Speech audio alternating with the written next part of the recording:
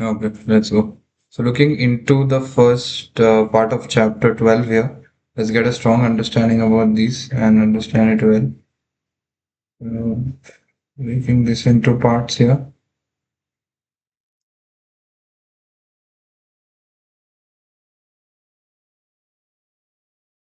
The first slide basically tells us about the heading here, that is law and regulations governing the accounting process. What are the laws and regulations that we'll be covering in this particular chapter? So basically companies can't do whatever they want. अगर मैं company की बात करूं, they can't do जो उनका मन है वो नहीं कर सकते, right? So companies cannot do whatever they want, right? They have some rules to follow, just like a guest in someone's country, right? They have to follow rules, right? Someone who just comes from another country, they cannot just do whatever they want in our country. There are certain rules and regulations that they will have to follow, right? So who makes these rules and regulation? There will be government makes it, regulatory bodies make it, accounting bodies also have their own regulations. So these are the regulations that we are studying that one needs to follow if they follow IFRS. That if they want to do accounting, that they use IFRS here. Okay. So what we study over here is one big idea is that if someone comes to our country, they cannot do whatever they want. There are certain rules and regulations to follow. Similarly, who makes these rules? Government makes it, regulatory bodies make it, and accounting bodies make it. So they make the rules and regulations. So similarly over here, there are certain rules that the company must follow. We look into those rules right now. Okay. So what are the rules? What are the regulations governing accounting? So even if you enter the accounting field, you just cannot do whatever you want. There are some rules and regulations. Like there is Companies Act, then there is various bodies like IAFRS Foundation, IASB. So they make these rules and regulations. Okay, so there are some rules and regulations that need to be followed, and we are looking into those rules and regulations in this particular chapter. So that is a big idea that we have just got a strong understanding about in this particular point. Okay, moving on now here. Now that this is done, we look into the next point, next slide, and get a strong understanding about what else is there in this particular chapter for us to understand. Okay, so the first ideas are done. Then we have an overview about that, what we will be covering, chapter overview that is summarized over here. Okay, so we have the chapter overview. Once the chapter overview is done, we are looking into the other topics here.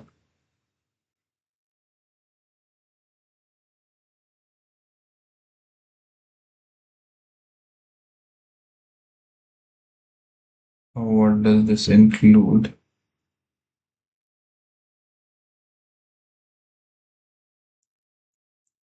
Authorities. Under that, the first topic that we'll start is authorities to whom companies are accountable.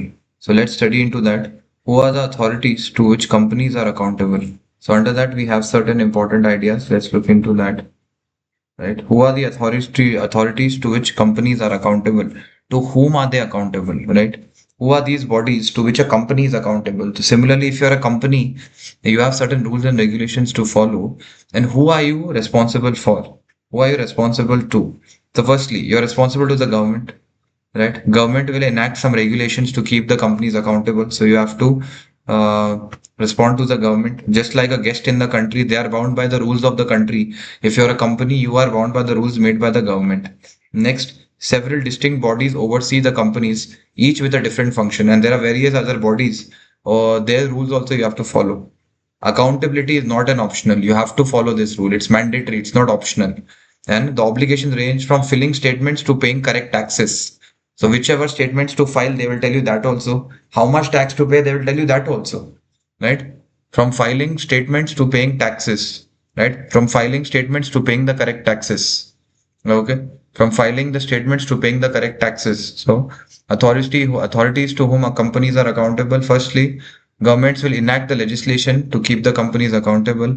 Second, several bodies will be there who will make rules and regulations you have to follow. Then this accountability is not optional. You have to do it. If you're a company, you have to follow it. And finally, obligations range from filing the statement to paying correct taxes. These obligations, they range from filing statements to paying correct taxes. What do these obligations do? These obligations range from filing statements to paying correct taxes. What do these obligations do? They range from filing statements to paying correct taxes. That is what they do, right? The obligations range from filing the statements to paying correct taxes. Okay, filing the statements to paying correct taxes. That is what the examples of these rules can be that you have to file this statement. Like when you registered for ACCA, you needed the Aadhaar card, you needed your mark sheet, right? There were certain statements that you needed, and you had to pay some correct taxes also, right? So obligations range from filing statements to paying correct taxes. Accountability is not optional. Several distinct bodies oversee companies, and each with a different function. Okay, each with a different function. Several distinct bodies oversee companies, each with a different function. Okay, so firstly, government enact the legislation to keep companies accountable. Second, several distinct bodies oversee the companies, each has a different function, and accountability is not optional. Okay, accountability is not optional. Obligations range from filing statements to paying correct taxes. Right? Obligations range from filing statements to paying correct taxes. Okay, so that makes authorities to whom companies are accountable. Okay, obligations range from filing statement to paying correct taxes. These can be some example. Accountability is not optional. You have to follow all the rules and regulation, and several distinct bodies oversee the companies, each with a different function. Okay, several distinct bodies oversee companies, each with a different function. And government enact legislation to keep companies accountable. What does government do? They enact legislation just to keep companies accountable.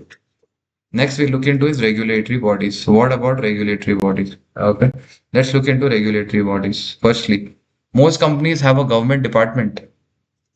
Now, who are regulatory bodies? Okay, that is our topic right now. Okay, कौन सी bodies है जिनको हम regulatory bodies बोलते हैं? ठीक है, तो सबसे पहले हमने देख लिया यहाँ पे कि चैप्टर में क्या कवर होगा, ब्रीफ आइडिया, ठीक है। यहाँ पे हमने सबसे पहले देखा कि आप किस किस को अकाउंटेबल हो, तो आप सरकार को अकाउंटेबल हो, और थोड़ी बॉडीज है जो रूल्स बनाती है उनको अकाउंटेबल हो। बॉडीज के बारे में समझ लेंगे, और रूल्स किस तरह होते हैं। जो रूल्स हैं ये ऐसे हैं कि आपको टैक्स पे करो, इतना रेट पे करो, ये पेपर आप फाइल करो, तो वो सब रूल्स है। सबसे पहले आते हैं रेगुलेटरी बॉडी में। अब रेगुलेटरी बॉडी क्या होती है? It's like a her country में एक वॉच डॉग होता है जिसका काम होता है कि सिर्फ देखना कि रूल फॉलो हो रहा है कि नहीं। अगर सिक्योरिटी आप देख लो अपना, ये घर हर घर के बाहर एक सिक्योरिटी गार्ड होता है, रोड पे ट्रैफिक पुलिस होती है, ठीक है। उनका काम क्या होता है? ये देखना कि सारे रूल्स फॉलो हो रहे हैं क्या नहीं, एंड इफ नहीं हो रहे हैं तो वो फिर एक्शन लेगी। वैसे ही कंपनीज के केस में भी एक बॉडी होती है, उसको बोलते हैं रेगुलेटरी बॉडी। उनका काम ये है कि उनको सिर्फ देखना है कि रूल फॉलो हो रहे हैं या रूल फॉलो नहीं हो रहे हैं।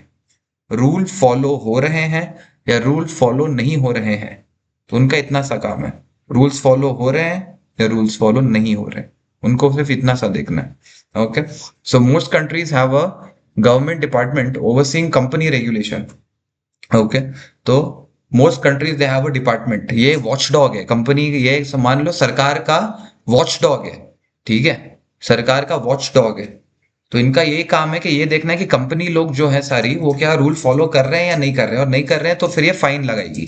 तो उसको हम लोग रेगुलेटरी बॉडी बोलते हैं। इसको बोलते हैं गवर्नमेंट का एक डिपार्टमेंट है जो एक वॉच डॉग का काम करता है, ठीक है। They act as a national company registry.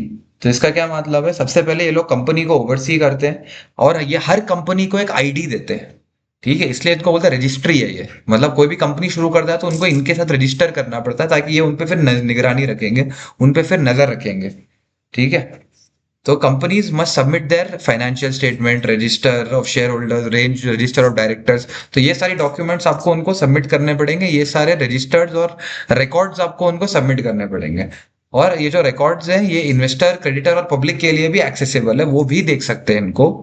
और ये अलग कंट्री में इनको बस अलग नाम से बुलाया जाता है। यूके में आप देख लो तो इनको बोलते हैं कंपनीज हाउस। मलेशिया में बोल दो इनको बोलते हैं कंपनीज कमीशन। इंडिया में बोलते हो इसको बोलते हैं MCA, ministry of corporate affairs. US में इसको बोलते हैं एससीसी, स्टेट फाइलिंग्स, ठीक है। तो ये वो रेगुलेटरी बॉडीज होती हैं जो सरकार का एक डिपार्टमेंट होता है। इनका एक ही काम है कि भाई देखो हो क्या रहा है, कि देखो भाई हो क्या रहा है, ठीक है। तो इन जब भी आप कंपनी स्टार्ट कर रहे हो, इनमें अपने आप को रजिस्टर कराओ, रजिस्टर करा के थोड़ा डॉक्यूमेंट रेगुलर इंटरवल पे सबमिट करते रहो। और फिर आप जब रेगुलर इंटरवल में डॉक्यूमेंट सबमिट कर रहे हो, ये डॉक्यूमेंट सबके निगरानी में रहेगा, सब इन डॉक्यूमेंट्स को चेक भी करेंगे। और हर कंट्री में इस पर्टिकुलर बॉडी को अलग नाम दिया जाता है। यूके में इनको कंपनी हाउस बोल लो, मलेशिया में कंपनीज कमीशन बोल लो, इंडिया में इनको एमसीए बोल दो, ministry of corporate affairs, US में इनको स्टेट फाइलिंग्स बोल दो। एक ही काम है इनका। क्या काम है इनका? कि जो भी कंपनी लोग चल रही है वो सही तरीके से चल रही है या नहीं चल रही, कि हर 6-6 महीने में अपना फाइनेंशियल स्टेटमेंट दिखाओ, हर 6-6 महीने में दिखाओ कितना पैसा कमाए हो, हर 6-6 महीने में आके आप सारी अपने शेयर होल्डर्स की लिस्ट पकड़ाओ हमको, फाइनेंशियल स्टेटमेंट्स पकड़ाओ हमको, और अगर कुछ भी नहीं करोगे तुम पे हम फाइन लगा देंगे। तो वैसी रेगुलेटरी बॉडीज को हम लोग अलग कंट्री में अलग नाम से जाना जाता है इनको, दैट्स इट। ठीक है, तो ये हो गया वो सरकार का वो एक दफ्तर जो एक वॉच डॉग का काम करता है, सब पे निगरानी रखता है। और आपको पहले कंपनी अगर अपनी रजिस्टर करानी है तो इनके अंडर रजिस्टर करानी पड़ेगी, ये थोड़े डॉक्यूमेंट्स बोलेंगे वो 6-6 महीने सबमिट करना पड़ेगा, तब आपको वो कंपनी की आईडी देंगे। कंपनी की आईडी देंगे तो आप लीगली रिकग्नाइज्ड हो इंडिया में एज अ कंपनी, और फिर ये आप पे निगरानी रखेंगे कि आपका क्या चल रहा है क्या नहीं चल रहा है। नेक्स्ट आते हैं टैक्स अथॉरिटीज, एक तो हो गया रेगुलेटरी अथॉरिटी। नेक्स्ट हम लोग आते हैं टैक्स अथॉरिटी में। ये सरकार का वो डिपार्टमेंट है जो मेक श्योर करती है कि कंपनी टैक्स पे कर रही है। देखो कंपनी इंसान लीगल इंडिविजुअल की तरह कंपनी को भी टैक्स पे करना पड़ता है। इंडिविजुअल्स की तरह companies have also have to pay tax, right? So on profits like individuals companies also must legally pay tax. On profits like individuals companies must also legally pay tax. Okay, on profits like individuals company must also legally pay tax. Okay, और अगर आप नहीं pay tax कर रहे हो, it's like failing a tax test. ठीक है, but क्या है इसमें आप जेल भी जा सकते हो अगर आप टैक्स नहीं पे करो तो। ठीक है, often times. Next, corporate tax return. ये क्या करता है, आपको एनुअली फाइल करना होता है, सालाना फाइल करना होता है, और it is calculated separately from accounting profit. इनके तरीके कैलकुलेट करने के अलग होते हैं, पर आपको ये एनुअली फाइल करना होता है, सालाना एक बार। नेक्स्ट है सेल्स टैक्स और वैट। इसको पीरियोडिकली करना होता है, हर महीना ले लो, हर क्वार्टर ले लो, हर 3-3 महीने में ये करना पड़ेगा, या महीना बाई महीना करना पड़ेगा। नेक्स्ट होता है मल्टीनेशनल कंपनी। अगर आप मल्टीनेशनल कंपनी हो, दे क्या होगा, and if you operate in 5 countries you have to pay tax in all 5 countries.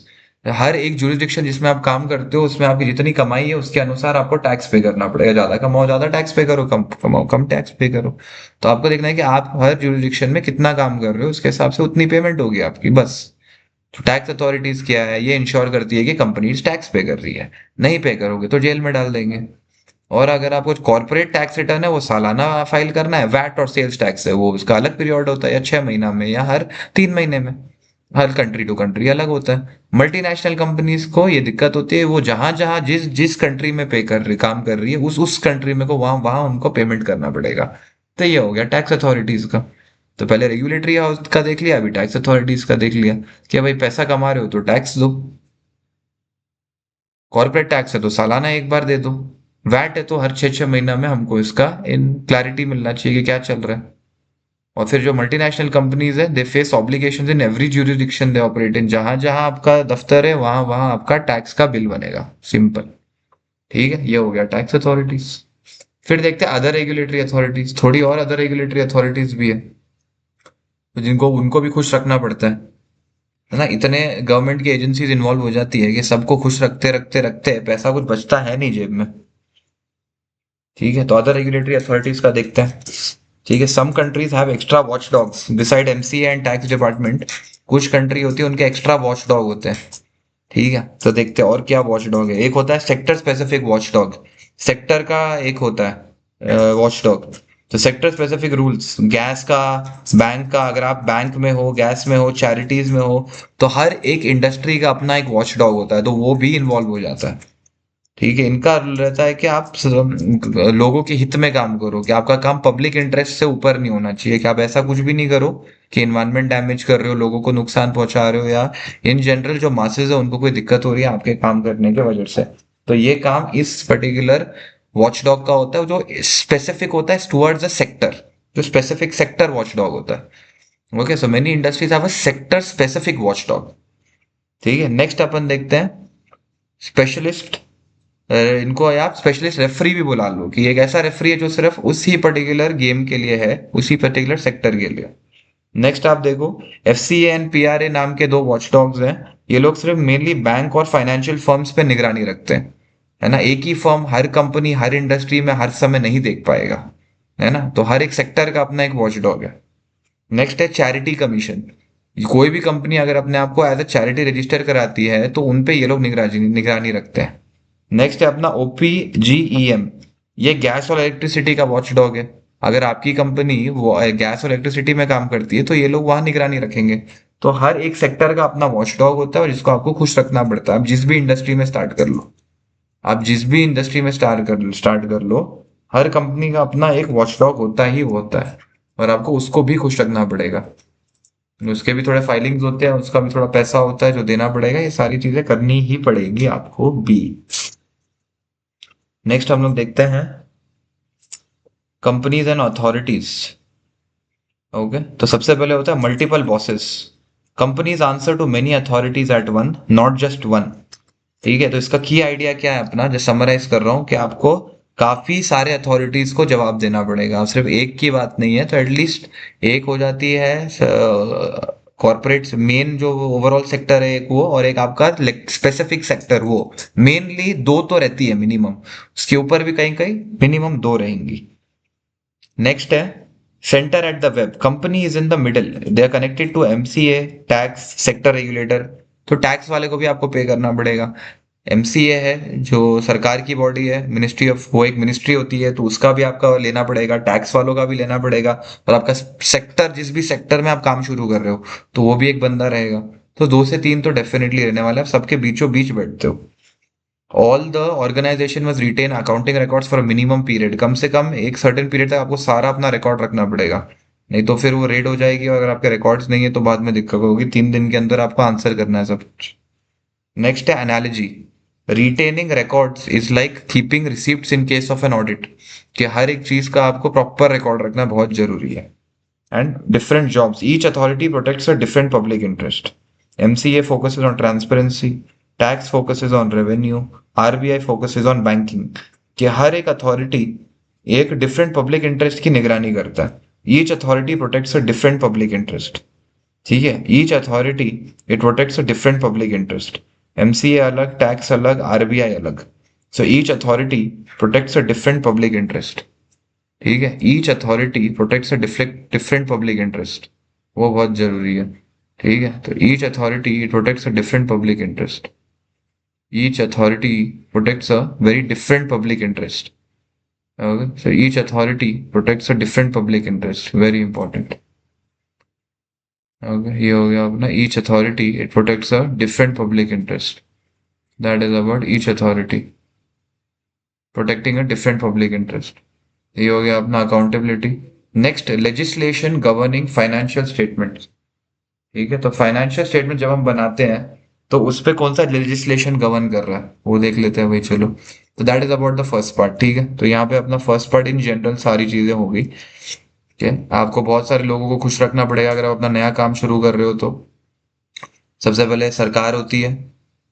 ठीक है, मेन MCA होता है, एक हाउस हुआ, एक सेंट्रल अथॉरिटी है, मिनिस्ट्री ऑफ कॉर्पोरेट अफेयर जैसे जो इंडिया में, फिर एक टैक्स की टीम है, टैक्स की टीम है ऊपर से, फिर आपका सेक्टर स्पेसिफिक है उसको खुश रखना है, और फाइनली एक समरी है।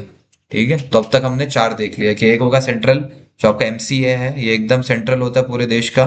इसमें हर एक कंपनी को अपने आप को सबसे पहले तो रजिस्टर करना पड़ेगा। फिर उसके बाद टैक्स अथॉरिटीज आ जाती है, अगर आप खुद को रजिस्टर कर लेते हो तो आप पैसे भी देने, आपको टैक्स भी पे करना पड़ेगा, तो वो हो गया। टैक्स पे करने के बाद अदर रेगुलेटरी अथॉरिटीज हैं, तो उन पे आपको ध्यान रखना पड़ेगा, जो आपका सेक्टर स्पेसिफिक है उनको खुश रखना पड़ेगा।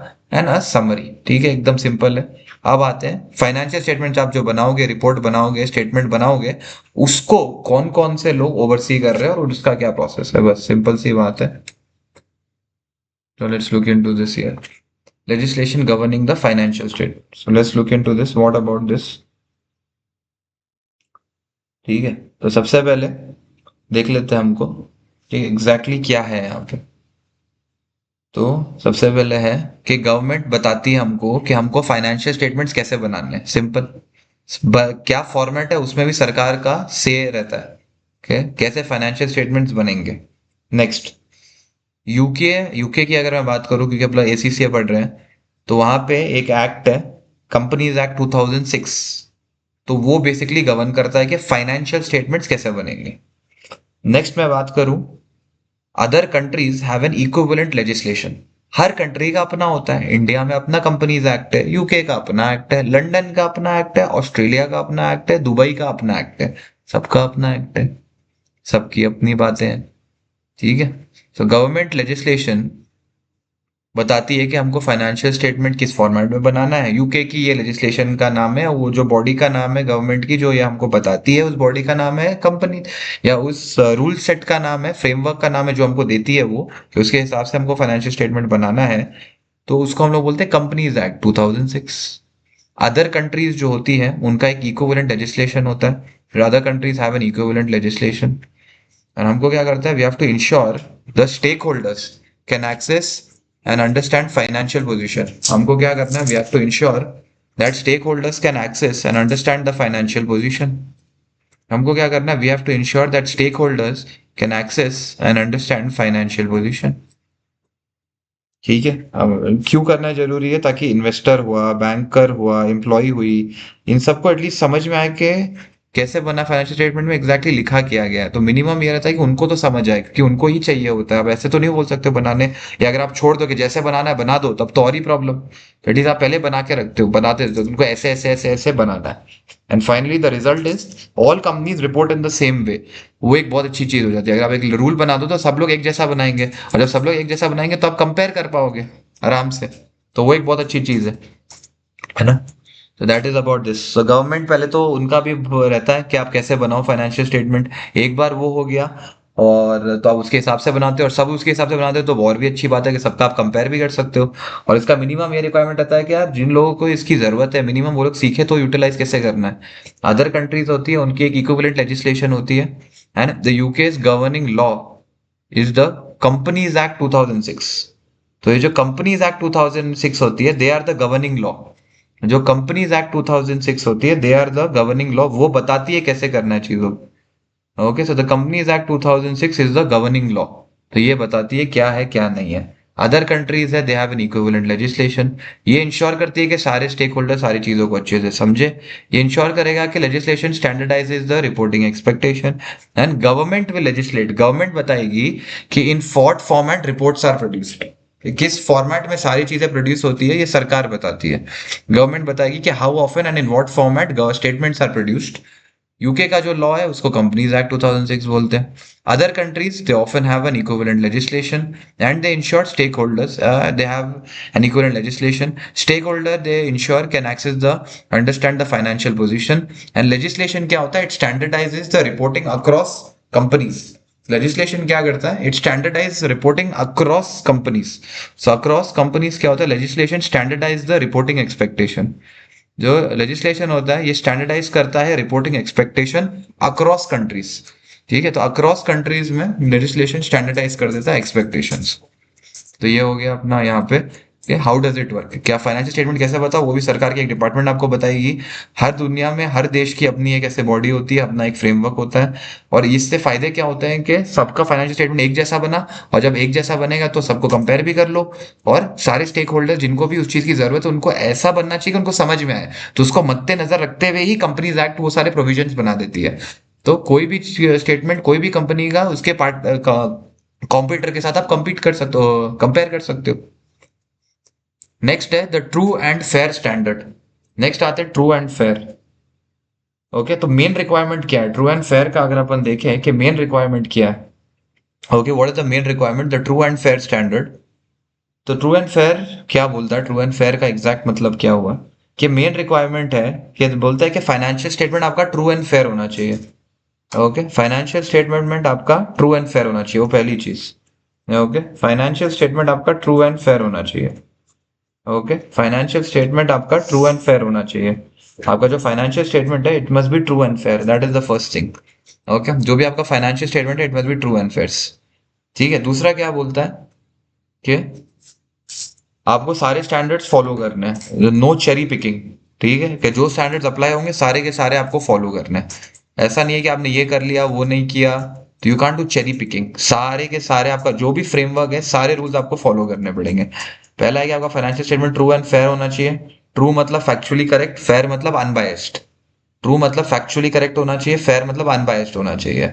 और आपको सारे के सारे अकाउंटिंग स्टैंडर्ड्स फॉलो कर रहे हो, can not do any cherry picking. Next, it must contain sufficient quantity and detail of information.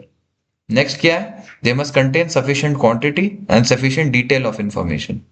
Next क्या है, it must contain sufficient quantity and sufficient detail of information. ठीक है, तो quantity and detail of information sufficient होनी चाहिए, they must contain sufficient quantity and sufficient detail of information. And finally, no material misstatements are allowed. No material misstatements are allowed. Proper records and external audits require above a certain size. तो अब इसका क्या मतलब है कि no material misstatement should be there. Plus big companies हो आप तो आपको ऑडिट भी कराना पड़ेगा और प्रॉपर रिकॉर्ड भी रखने पड़ेंगे। अगर आप एक बड़ी कंपनी हो तो नो मटेरियल मिसस्टेटमेंट्स अलाउड, कुछ भी अगर बड़ा मिस्टेक है वो अलाउड ही नहीं है, उसको आपको करेक्ट करना पड़ेगा, प्रॉपर रिकॉर्ड्स रखने पड़ेंगे, एक्सटर्नल ऑडिट भी कराना पड़ेगा। अगर आप एक साइज के ऊपर हो, हर कंपनी नहीं बट अगर आप एक साइज के ऊपर हो, उतनी आपने बड़ी नो ग्रोथ हासिल कर ली है, एक साइज के ऊपर हो, तो डेफिनेटली आपको एक्सटर्नल ऑडिट भी कराना पड़ेगा, आपको प्रॉपर रिकॉर्ड भी मेंटेन करने पड़ेंगे, और कोई भी मटेरियल मिसस्टेटमेंट अलाउड नहीं है। No material misstatement will be allowed. Proper आपको रिकॉर्ड मेंटेन करना पड़ेगा, एक्सटर्नल ऑडिट भी कराना पड़ेगा। अबव एक सर्टेन साइज के हो तो आपको ऑडिट भी कराना पड़ेगा, रिकॉर्ड भी मेंटेन करना पड़ेगा, और कुछ भी big mistakes misstatements are not even allowed. ठीक है, अब रिकॉर्ड रखने का क्या फायदा है? अगर आप ये फाइनेंशियल रिकॉर्ड्स रख रहे हो, so what are the benefit of financial records? ये फाइनेंशियल रिकॉर्ड रखने का फायदा क्या होगा हम लोग को? राइट, फाइनेंशियल रिकॉर्ड्स रखने का फायदा क्या होगा? सबसे पहले देयर आर 5 की आइडियाज है। फर्स्टली, सबसे नंबर वन बॉस है बोर्ड ऑफ डायरेक्टर। ये बोर्ड ऑफ डायरेक्टर की जिम्मेवारी है कि सारे फाइनेंशियल स्टेटमेंट्स ट्रू और फेयर होने चाहिए। किसकी जिम्मेवारी है? बोर्ड ऑफ डायरेक्टर्स की। ठीक है, और धीरे धीरे रिस्पॉन्सिबिलिटी फ्लो होती है। कैसे फ्लो होती है? सबसे ऊपर है बोर्ड, उसके बाद आता है आपका फाइनेंस डायरेक्टर, उसको थोड़ी जिम्मेवारी दी होती है, उसके बाद आपका accounting department, and then there is an external auditor. ठीक है, या एक्सटर्नल फर्म ऑफ ऑडिटर्स आप बोल लो।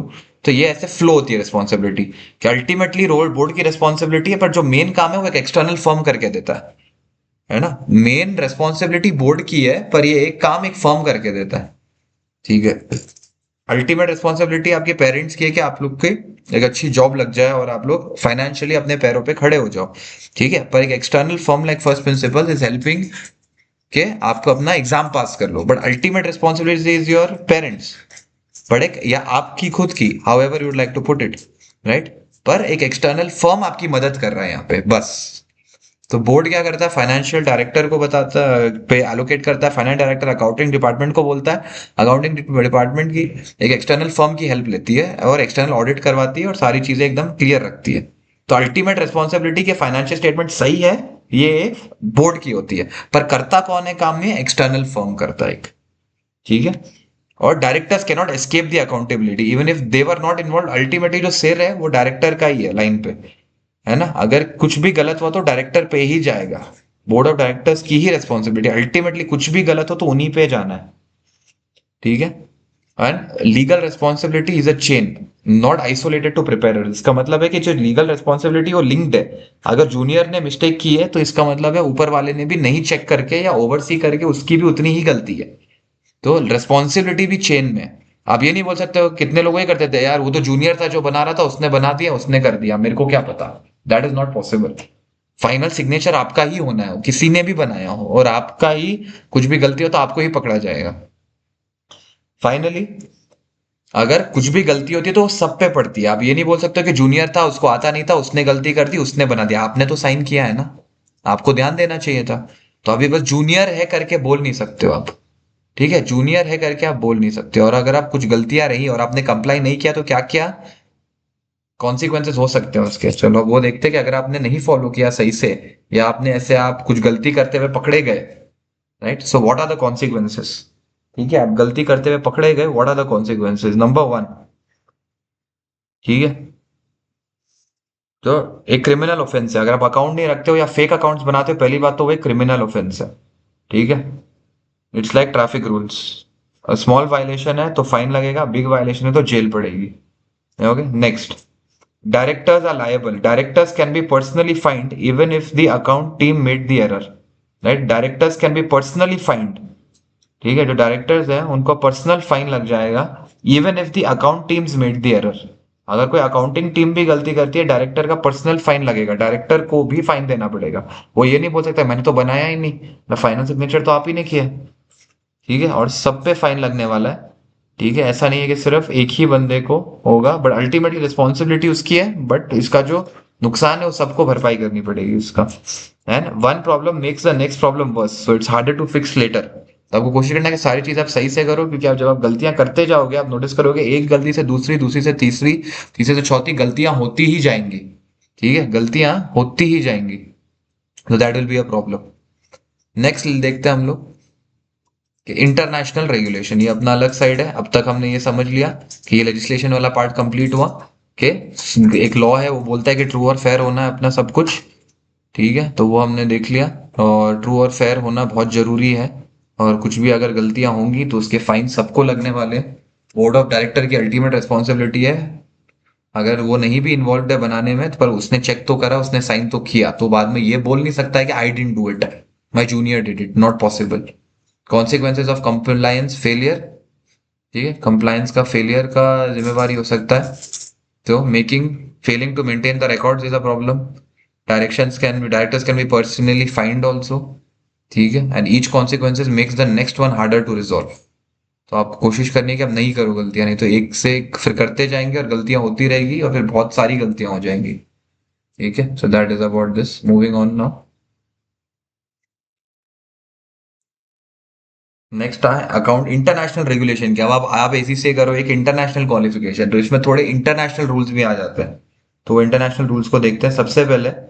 एवरी कंट्री के अलग रूल थे, इंडिया का अलग था, यूके का था अलग, यूएस का अलग था, तो हम कंपेयर ही नहीं कर पाते थे। तो 1970s में ये बहुत दिक्कत होने लग गई थी। ठीक है, तो accountants wanted professional to make rule, not just government. और द प्रोफेशन, एक जो सरकार हर चीज नहीं समझ पाएगी, कुछ तो प्रोफेशन के लोग ही बेटर समझ पाएंगे। तो बहुत टाइम तक क्या था कि the profession had a long preferred self regulation, कि हम अपने रूल्स बनाएंगे और हम उसको फॉलो करेंगे, आपको बता देते ये हमारे रूल्स है, पर बनाएंगे हम ही। ठीक है, पर वो करने की वजह से बहुत टाइम क्या हुआ कि नेशनल लॉ और प्रोफेशनल स्टैंडर्ड्स के बीच में बहुत टेंशन बढ़ने लग गया, कि सर नेशनल लॉ कुछ और बोल रहा है, प्रोफेशन बोल रहा है हम तो ऐसे ही करेंगे प्रोफेशनल वाले, है ना। तो टेंशन होने लगी। अब कॉलेज के बच्चे बोल रहे हैं कि हम ही रूल बनाएंगे कॉलेज में क्लास का, और हम ही उसके हिसाब से चलेंगे, है ना। और कॉलेज वाले बोल रहे हैं थोड़े रूल तो हमको ही बनाने पड़ेंगे, सिर्फ आप ही सारे कॉलेज का रूल नहीं बना सकते हो ना, आप एक क्लास में हो, तो आप क्लास में ही अपने आपने रूल बना लिया और अब आप ही अपने आप को जैसे चलाना है चला रहे हो। कॉलेज वालों को भी प्रॉब्लम होगा, तो बीच में बहुत ज्यादा प्रॉब्लम होने लग गई थी। ठीक है, तो there was a lot of tension between the national law and the professional standards. And international student investors needed comparable, और जो बाहर का बंदा पैसा डाल रहा है, अगर आप इंडिया में बैठे बैठे यूएस में इन्वेस्ट कर रहे हो, तो एटलीस्ट आपको थोड़ा तो समझ आना चाहिए कि यूएस का फाइनेंशियल स्टेटमेंट उस कंपनी का क्या क्या रहा है। तो आप बिना समझे पैसे नहीं डाल सकते हो। अगर आप पैसे नहीं डाल पाओगे तो और लोग भी पैसे नहीं डाल पाएंगे, और इतने लोग अगर पैसे डालने में इतना हिचकिचाएंगे तो कंपनियां बड़ी कैसे बनेगी, right. So international investors needed comparable financials. And finally it led to the creation of a global standard setting framework. इसके वजह से क्या हुआ, global standard setting framework create हुआ, right. It led to the creation of a global standard setting framework. Okay, it led to the creation of a global standard setting framework. तो 1970 में क्या हो गया था, बहुत सारे नेशनल स्टैंडर्ड्स थे और ये इंटरनेशनल स्टैंडर्ड्स अलग थे, तो बहुत कंफ्यूजन हो रहा था। काफी टाइम तक प्रोफेशनल्स को अपने आप को ही रेगुलेट करने में सही लग रहा था, वो नहीं चाहते कोई और हमको बताए क्या करना है। फिर इससे फिर जो नेशनल स्टैंडर्ड सेट थे उनमें और इनमें बहुत ज्यादा फ्रिक्शन हो रहा था। ये एक सिचुएशन थी 1970s के आसपास की। ठीक है, it led to a global standard setting framework, इससे एक ग्लोबल स्टैंडर्ड सेटिंग फ्रेमवर्क का जन्म हुआ। ठीक है, तो ये एक सारी चीजें थी to just start things of international perspective से। तो जो इंटरनेशनल बड़ी बॉडी है जो सारी चीजें करती है, ठीक है, तो जो एक्चुअल बॉडी है जो स्टैंडर्ड बनाती है उसको बोलते हैं आईएएसबी। बट जो एक्चुअल बॉडी है, जो मेन पर्सन है जिसकी रिस्पॉन्सिबिलिटी है करना, उसको बोलते हैं अपन आईएफआरएस फाउंडेशन। ठीक है, उसका नाम है आईएफआरएस फाउंडेशन। तो अब आईएफआरएस फाउंडेशन क्या कहता है, जो आईएफआरएस फाउंडेशन है ये मेनली क्या कर रहा है कि सारे अकाउंटिंग स्टैंडर्ड्स को हार्मोनाइज करने की कोशिश कर रहा है, ताकि सारी कंपनीज एक ही भाषा बोले, right. They are trying to harmonize the accounting standards, कि सारे कोई भी आप इंडिया में हो, यूएस में हो, कहीं भी हो, और आप वैसे उसकी ही भाषा का कोर्स कर रहे हो, आज आप एसी से कोर्स कर रहे हो, that is based on international standards. इसलिए आप कोई भी कंट्री में जाके फिर आप काम कर पा रहे हो, क्योंकि आपने इंटरनेशनल लेवल पे स्टैंडर्ड्स को सीखा और समझा हुआ है। तो आप कोई भी कंट्री में जाके उनके अकाउंटिंग स्टैंडर्ड्स के हिसाब से ढल पाओगे, right. It is establish to harmonize the accounting standards globally. ठीक है, ग्लोबली। ओके, अब तीन बॉडीज हैं, इसके अंतर्गत तीन बॉडीज हैं। सबसे पहले है आईएएसबी। आईएएसबी क्या करता है, वो आईएफआरएस के रूल्स बनाता है। जो एक्चुअल अकाउंटिंग स्टैंडर्ड्स है वो बनाता तो आईएएसबी है, ठीक है। तो जो ऑब्वियसली जो मेन फ्रंट है, जो मेन बॉडी जो सारी चीजें ओवर चेक करती है, जिसकी रिस्पॉन्सिबिलिटी है, वो फाउंडेशन है। तो उनके अंदर जो काम करते हैं वो है आईएएसबी, और ये लोग रूल बनाते हैं, एक्चुअली स्टैंडर्ड्स ये लोग बनाते हैं, ठीक है। It was established to harmonize the accounting standards, ठीक है। तो इनमें तीन बॉडीज हैं जिनमें कोऑर्डिनेट करके काम कर पाती है। एक है आईएएसबी जो रूल बनाता है, दूसरा है अपना इंटरप्रिटेशन कमिटी, और एक है एडवाइजरी कमिटी जिसको हम देखेंगे। तो ये तीन कमिटी मिलके ही मेन आईएफआरएस फाउंडेशन की नींव होती है, ये तीन कमिटीज। अब इनके ऑब्जेक्टिव्स हैं थोड़े। क्या ऑब्जेक्टिव्स हैं? कोशिश करते हैं अच्छे से अच्छे स्टैंडर्ड्स बनाए, और अच्छे से अप्लाई करने का पूरा ये कोशिश कराती है कि रिगरस एप्लीकेशन हो उसका। और जो इकोनॉमीज अभी उभर रही है, supporting it supports emerging economies. और finally it is comparable transparent financial reports. ये क्या इंश्योर करती है कि जो फाइनेंशियल रिपोर्ट्स है वो कंपेरेबल हो और ट्रांसपेरेंट हो। जो भी फाइनेंशियल रिपोर्ट्स हैं वो कंपेरेबल हो और वो ट्रांसपेरेंट हो, ठीक है। जो भी फाइनेंशियल रिपोर्ट्स हैं वो कंपेरेबल और ट्रांसपेरेंट हो, ओके। जो भी फाइनेंशियल रिपोर्ट्स हैं वो कंपेरेबल भी हो और वो ट्रांसपेरेंट भी हो, okay. The financial statements are comparable and transparent. Emerging economies को सपोर्ट करती है, इंश्योर्स करती है कि एप्लीकेशन रिगरस हो, and it focuses on high quality global standards. It focuses on high quality global standards. That is the role of IASB, ठीक है। Next अपन देखते हैं the regulation within the UK, ठीक है। यूके में क्या रेगुलेशन है, व्हाट इज द रेगुलेशन। अब यूके की अगर हम बात करें, what is the regulation with in UK, सिर्फ अगर हम ना यूके फोकस रखें तो क्या है regulation within the UK, तो देखते हैं हम इसको। What is the regulation with in UK. तो दो बॉडीज हैं, पहले वो एफआरसी थी, ठीक है। तो दो बॉडीज हैं अगर हम देखें, ठीक है। तो पहले हम देखें तो how does it work in UK. UK में क्या एफआरसी और एआरजी है, आप दो बॉडी सोचो, ठीक है। एफआरसी और एआरजी। एफआरसी क्या करती है, एट स्टैंडर्ड्स लिखवाती है और इंश्योर करती है कि कॉर्पोरेट गवर्नेंस फॉलो हो रहा हो। तो एफआरसी का क्या काम क्या है, it rights the standards and overseas the corporate governance, ठीक है। FRC carries out monitoring, oversight, investigation, disciplinary function. तो मेजर हैवी लिफ्टिंग आप देखो एफआरसी कर रही है। और फिर FRC will be abolished and replaced by ARG. अभी क्या होने वाला है कि अब तक एफआरसी ये कर रही थी, अब क्या होगा, अब आके एआरजीए ये काम करेगा। तो it will be replaced by ARGA, वो और ट्रांजिशन पीरियड होगा। ARGA will have expanded authority, expanded statutory powers, and analogy is like FRC is a perfect school, ARGA is the new head teacher, right, with stronger enforcement। तो पहले अब तक FRC जो कर रहा था वो अब ARGA करेगा। अब तक जो FRC कर रहा था, ठीक है, अब तक जो भी FRC कर रहा था, ठीक है, अब वो ARGA करेगा, ठीक है। अब तक जो जो FRC के हाथों हो रहा था अब वो ARGA कंपेयर करने वाला, ठीक है। अब तक जो AR इसके हाथों हो रहा था अब वो ARGA करने वाला, ठीक है। तो ये था इसका। But before we get into ARG and ये रेगुलेटरी बॉडी हो गया, पहले आईएएसबी का प्रोसेस समझते हैं कि आईएएसबी क्या करती है। तो आईएएसबी स्टैंडर्ड सेटिंग बॉडी है, 14 मेंबर है 9 कंट्रीज में, ठीक है। तो आईएएसबी मेन बॉडी है जो अकाउंटिंग स्टैंडर्ड बनाती है, 14 मेंबर है 9 कंट्री में। इससे पहले जो बॉडी ये काम करती थी उसका नाम था आईएएससी, ठीक है। तो जो भी स्टैंडर्ड इन्होंने बना दिए हैं उसको हम लोग आईएएस बोलते हैं, और जो भी स्टैंडर्ड आईएएस भी बनाती है उसको हम लोग आईएफआरएस बोलते हैं, ठीक है। तो ऐसे हमको ये क्लैरिटी मिल जाएगी कि जो भी पुरानी वाली बॉडी बनाती थी उसको हम आईएएस बोलते थे, और अब जो नई बॉडी बना रही है उसको हम आईएफआरएस बोलेंगे। Nearly 100 countries have adopted the IASB standard. ये जो स्टैंडर्ड जो बने हुए हैं 100 कंट्रीज ने एटलीस्ट इनको बनाए हैं।